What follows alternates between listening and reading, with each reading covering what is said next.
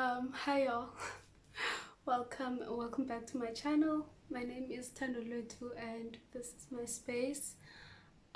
Yes, I haven't posted in a long time, but I just wanted to come on here. I really feel I need to share this testimony or to share what's on my mind right now. I haven't had a chance to think it all the way through, but so I don't really know how I'm going to say all of this, but I hope that God speaks through me and that this helps and reaches whoever He wants it to. It is 1:45 a.m. right now. I just got back from studying on campus, and I just got back to my room at Res, and as I was packing to leave, I started to think about God and to think about specifically the night that I gave my life to Jesus. It's not often that I have such an accurate flashback to that night, but tonight, like, I could just see the way things were, and it was 3 years ago. I was still at Glentower residence, and it was my first time having my own room, not sharing a room, just after lockdown, or yeah, in the last stages of lockdown. And um, what I remember is that I had opened my heart up to learning about God and to asking questions and actually being interested in the answers, because I haven't, I hadn't had an interest in God. I was interested in God when I was a kid, but then along my teen years, I didn't care anymore. And I know there's a God. I know Jesus is the only way, but I don't really care to change my life based on that fact. Um, and after having experienced a whole lot of emotional, a lot to deal with emotionally in terms of um, family, my place in the world, my identity, things like that. I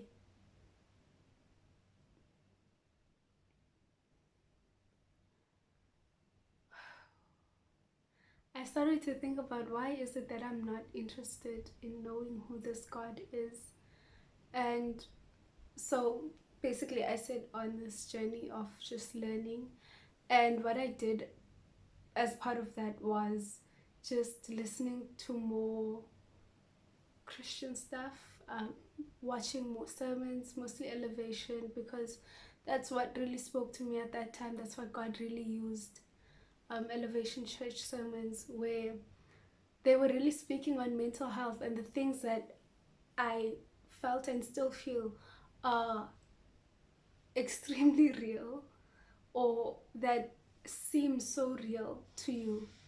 And it seems like such a big monster, like anxiety and depression and suicide, and suicidal ideation. They seem like such big monsters, and they are, honestly. Those are spirits that are fighting you, a powerless, and yeah, a powerless human. You don't have, you're not equipped to fight depression. You're not equipped to fight anxiety. You're not equipped to fight suicidal ideation as a human being. That is a powerful spirit. um, and elevation speaks to that. Most of the sermons, they speak to that, and that's what really got me to open up to God, um, to being known by God, or to the realization that God does know me, um, and that in His knowing me, He still He still loves me. I was just thinking, there's really nothing that makes me stand out. I'm not a colorful person. Um, I'm not incredibly gifted or talented. I'm not incredibly intelligent. I am not tall. I'm not short. I'm not shaped in a beautiful way, like conventionally. Um, but God still sees me and He still loves me, and truly the value that I have is not from anything that I can present on my own outside of Him. The value that I have is only there because He says it is there. Um, and I feel there's so much power in that.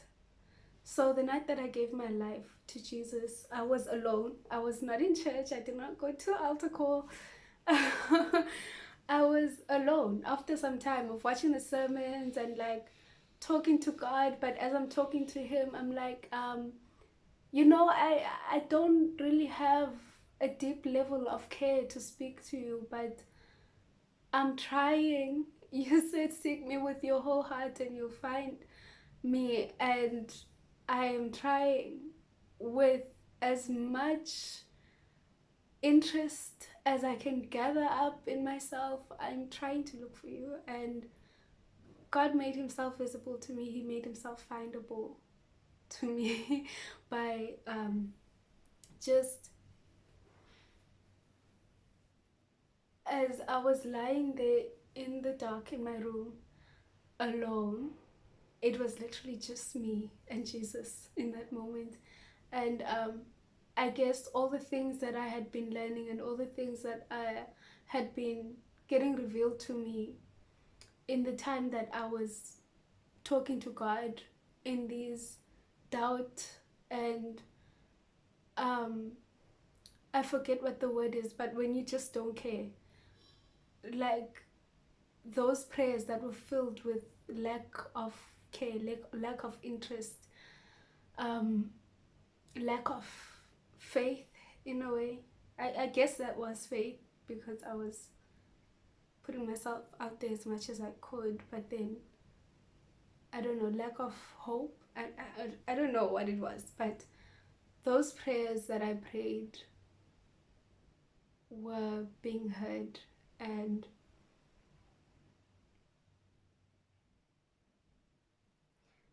God saw me and He chose to reach out to me, and He was bringing all of those things back in that moment when you're alone, when I was alone in my room with no one else around me, no one to push me, no one to put pressure on me, no one to put pressure on me to join the world, no one to put pressure on me to join the church. It was just me, and I had to choose what is true. I had to come to a conclusion. I had to make a conclusion on, okay, so you've been trying to get to this thing. What have you found? And the thing that I found was that Jesus is there, and He really is the one who gives life purpose. And for as long as I'm not in Him, or for as long as I don't know Him, I won't have any power over the anxiety. I won't have any power over whether or not I am a good person or I'm perceived as a good person. I won't have any power over my suicidal ideation, over my depression, over my feeling isolated, even with a group of people that I truly do deeply love.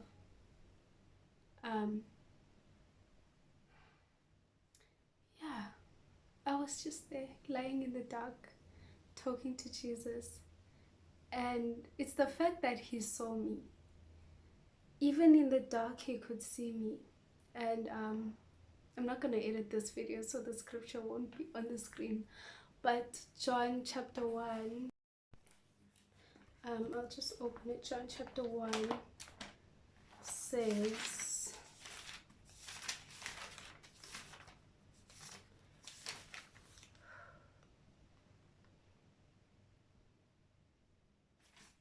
okay.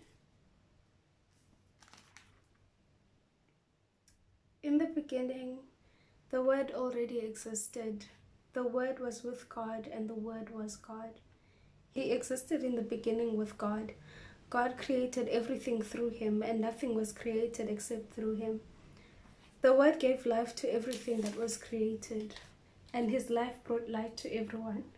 The light shines in the darkness, and the darkness can never extinguish it.